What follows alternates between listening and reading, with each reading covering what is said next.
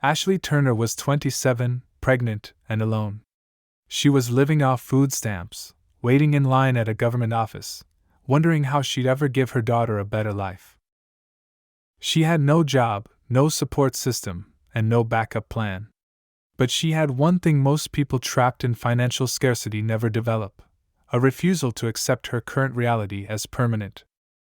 Today, she's the founder of Farmbox Direct, a multi-million-dollar company delivering fresh produce across America. She didn't just escape poverty. She broke the scarcity mindset, and that's the real win. The uncomfortable truth is, most people never break it. The scarcity mindset isn't about being poor. It's about thinking like you'll always be poor. It whispers, "You don't have enough. You'll never have enough. So cling to what little you have." And that voice becomes your financial prison.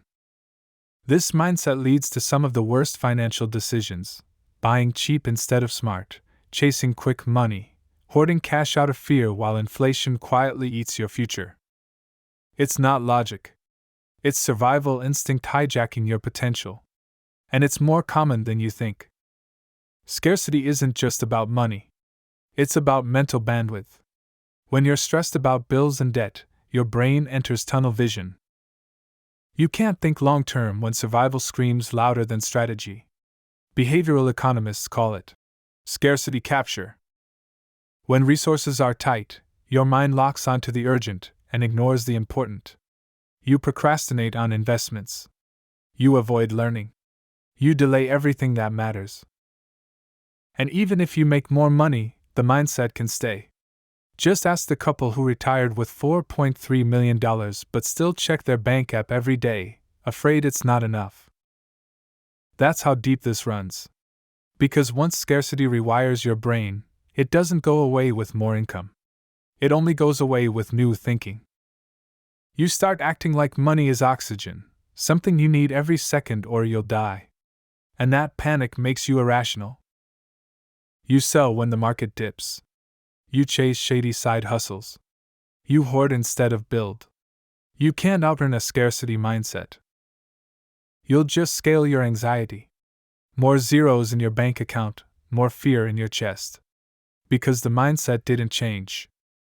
Where does this mindset come from? For many, it's generational. If your parents argued about money or lived paycheck to paycheck, you absorbed scarcity as truth. And here's the twist: you start seeing opportunities as threats. A course? Too expensive. A business idea? Too risky. An investment? What if I lose it? You're not evaluating. You're reacting. And when you're stuck in scarcity, growth looks like danger. Safety looks like staying stuck. If this is hitting close to home, you're not alone. But don't keep this to yourself. Like this video, subscribe to Rich Mind Lab, and share it with a friend still living like money is always about to run out. Let's talk about how scarcity shows up in real life. You get your paycheck. Your first thought? Don't spend it all.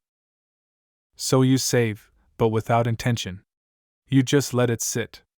No plan. No growth. Just fear. Or worse, you spend it all chasing quick dopamine. Because deep down, you don't trust money to stay. It's here today, gone tomorrow. That's the mindset talking. You underinvest. You undercharge. You undervalue your time. Not because you're bad with money, but because you don't believe there will be more. This mindset loves company. You'll find yourself surrounded by people who say, "Money doesn't grow on trees," or "Play it safe," or "Rich people are greedy." Scarcity creates culture. Culture becomes identity. Until you can't tell what's truly yours from what you've absorbed. So how do you escape? You start by noticing the script. Ask, is this decision coming from fear or from strategy? Then, rewire your environment. Read books that stretch your mindset. Follow builders, not complainers. Get around people playing bigger games. Scarcity can't survive in a room full of abundance. But abundance requires intention. Give your money a mission.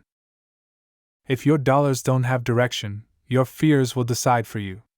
Set a simple system. What do you save, invest, and spend to grow? Even if it's small, act with purpose. Then track progress. Scarcity says it's not enough. But data proves otherwise. Watch your debt fall. Your savings rise. Your income expand. Let facts silence fear. Here's a powerful shift. Say, I choose not to spend, instead of, I can't afford it. Scarcity sounds helpless. Abundance sounds like agency. You don't rise to the level of your income. You rise to the level of your identity. And identity is shaped by repeated action, not wishful thinking. You can't journal your way out of scarcity. You have to build your way out. Decision by decision. Habit by habit. Day by day. Ashley Turner didn't wait to feel ready.